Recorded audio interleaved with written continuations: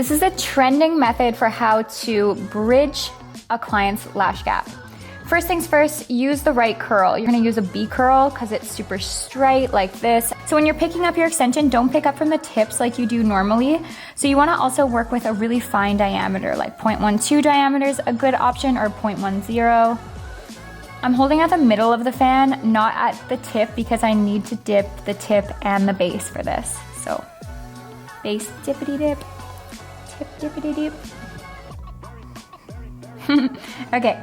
Now I'm gonna place it. Now this is tricky because my hands aren't meant to do this. I'm not trained to do this. So I've adjusted my hand placement on the tweezer. Now I have to make a connection.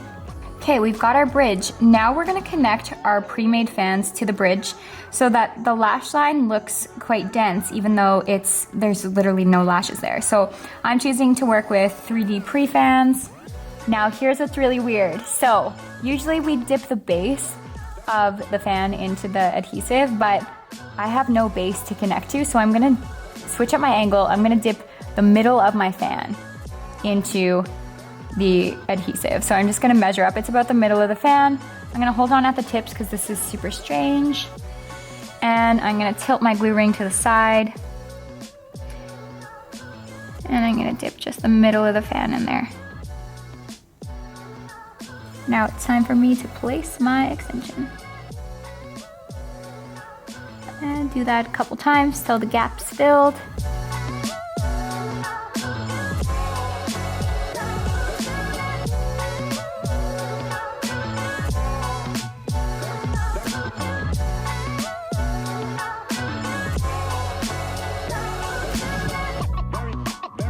So as you can see, this is a trending style for a reason. It gives a really super full lash line. And the most awesome part about it is that you, as the client, simply cannot brush through your lashes with this method. If you do, what's gonna happen is, first of all, that bridge that we have created is going to hitch onto the mascara wand, potentially pulling the surrounding lashes out of the follicle. On top of that, the weight from all of these fans and your bridging lash is going to put strain on the lash follicle as well, making this a huge bust and a horrible technique.